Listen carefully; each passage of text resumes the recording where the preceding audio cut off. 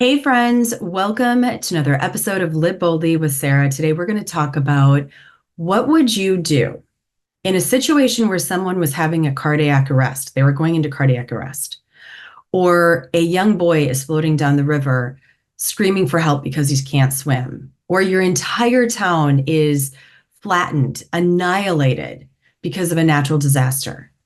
Would you step in and help your community? Help your neighbors, help that child, help that person in cardiac arrest? Would you even know what to do? I just completed my wilderness first responder training recertification this week in Boulder, Colorado. And this is a lot about what we learn. We learn how to step into stressful situations where others need our help because they're either going into a medical emergency or emotional breakdown, they're having a physical illness, whatever it is.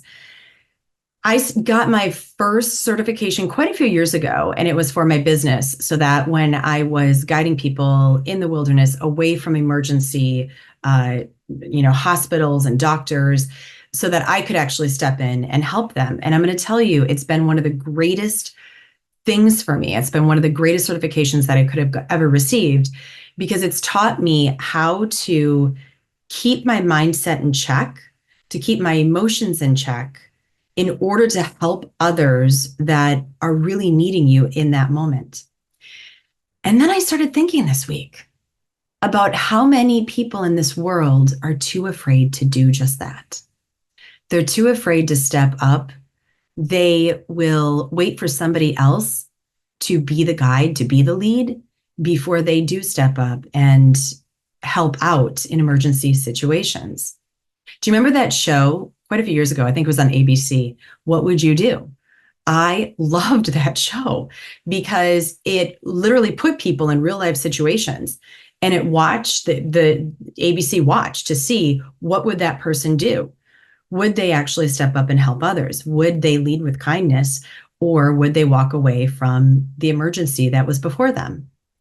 And I'm sure that we have all in our life had something like that happen, where we have watched others be too afraid to step in. And maybe you, the listener right now, have been that person who have had to step in when no one else would do so. It's an interesting world today where I find that so many times people are encouraging you to mind your own business instead of stepping in to help those people that are before us. And at what point, as I'm sitting here reflecting on this with you, at what point is that just not okay? Because we as humans need one another. We need connection. We need each other to step in and help one another. And at what point is minding your own business a casualty in and of itself? I'm going to give you a couple of different things that I was reflecting on, different times in my life where I have witnessed this happen. For example, back on June 8th, I believe it was, 1984, my entire town was annihilated, gone, just gone by a tornado, the middle of the night. I was supposed to be sleeping outside with my best friend. We were supposed to be camping. And at the very last minute, we decided to, I was really young. I don't know. I was like, I was young. Let me put it to you that way. And at the very last minute, we decided that we were going to sleep in the house instead of sleeping outside. Our house was on a hill, one of the only hills in town. And everybody knew of us as, oh, that's the Schulting family that lives on top of the hill. And in the middle of the night, all of a sudden, the sky turned purple. I remember standing in the big bay window with my mom and my brothers. My dad wasn't home at the time, and my best friend who was there as well. And it looked like a big freight train of clouds, like the swirling, this purple sky that just started coming at our town. And it took out half of the neighborhood that I grew up in. We lost our monkey bars. Our home was fine. Many of the other homes, though, around us were destroyed. No one in our town died. Many people in the town that it hit prior to our town, they did die. And what I remember post that as a young girl, what I remember more than anything were the number of people that stepped up that next morning that helped each other to pull back the lumber and see what was underneath the destroyed homes, the flattened homes, looking for, objects, people's things, picking up papers that flew into the cornfield behind my house, getting things back to the rightful owners because, they lost everything. And what I remember when I think about that tornado, yeah, that tornado was really, really scary. And on the other side of that tornado, there was this human compassion, kindness, understanding, this thoughtfulness, this caring for one another that superseded the tornado itself. So that's the first thing that I was thinking about when I was thinking about my wilderness first responder course and, people stepping in to help others. The other thing that I thought about was the time that I was in Yosemite with my kids. And this is actually quite the interesting story. I will never forget this. My two youngers and I, we were going to go on this little raft trip down the river in Yosemite. And we were just putting the raft into the water, and then my boys and I were going to get in. And this all of a sudden, this boy about the same age as my son, I want to say he was about 10 years old, and he started floating down the river screaming, "I can't swim." The mom was standing on top of the bridge, screaming to everyone around us, "Please save him, grab him, he can't swim." And the boy's arms were flailing in the water. And there were probably 40 something people standing around, and not one person did anything. And I looked at the guy. There was a gentleman that worked for this company that was holding the raft for others to get in. He was going to help us get in next in our raft. And I looked at him and I said, "Hey, go grab the kid. Aren't you going to grab the kid?" And I'll never forget this. The guy looked at me and said, "He's not going to drown. He's going to hit the edge of the sandbar shortly. So he'll be fine. He'll be fine." And it broke my heart. I was like, "Are you serious? Jump in and get this kid." And so I looked at my boys and I gave my one, I tore off my watch. I pulled everything off. And I looked at my older son and I said to him, "Hold on to the younger one." And I jumped in and I grabbed the kid. And just after I grabbed him and he and I were floating down the river, this other raft came over and grabbed us and took us to shore. And the mom came down and she didn't speak. She spoke very broken English. And all she said was, "Thank you." Oh my gosh. And she just started crying, and the child and the mom were hugging. And I'll never forget my disappointment in the fact that no one else stepped in. No one else jumped in to help this child. And I'm standing there with my two kids, right? And I jumped in to help him. Yes, fine. But where was everybody else? It just struck me when that happened. And then I start thinking about other times in my life where people had opportunities to step up and they chose not to. And why did they choose not to? Out of fear, out of what will happen if something goes wrong? What will happen if something goes right, my friends? What will happen if you actually save somebody?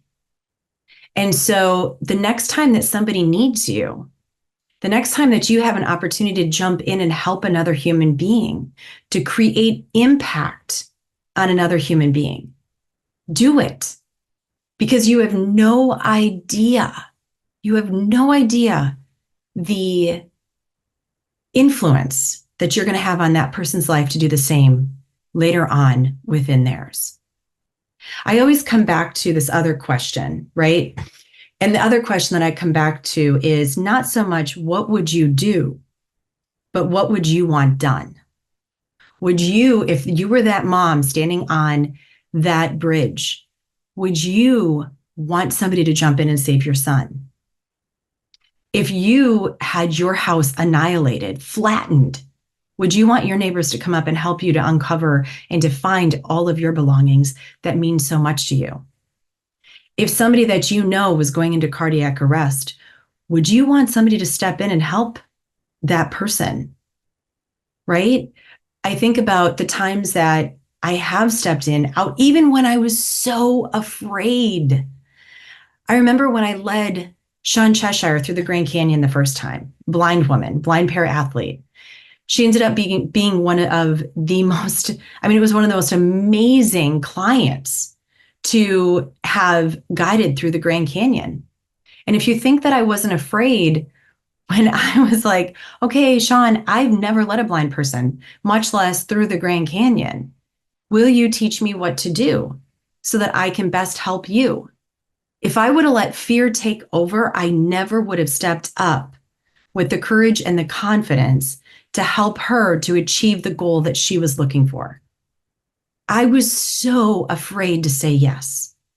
And yet my yes has led me to so many other greater yeses in my life. I look back and think, if I would have said no because I was afraid that what if something goes wrong, or what if she gets hurt, or, what are all the things that could happen?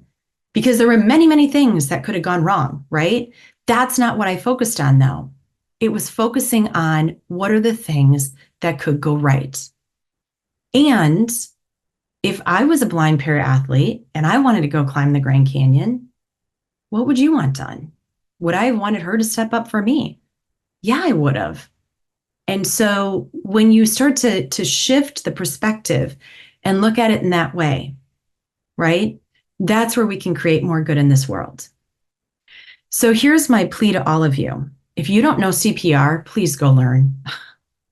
Go take a course. Go watch it on YouTube, for goodness sakes.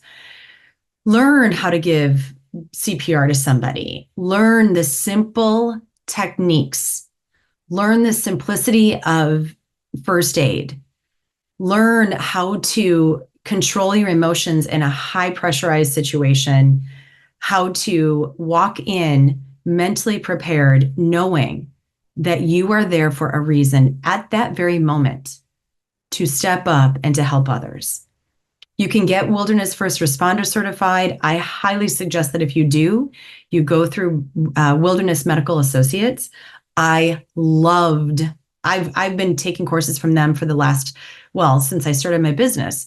And like I said, this is my 4th recertification, and I have found their instructors to be absolutely incredible instructors. And so please, if that interests you, if you are somebody that's in the wild and, you're in the backcountry, or if you simply want to know how to be a first responder, wilderness, or, in society and in the world that we live in, please, if it interests you, go do it, because we need more of that as well.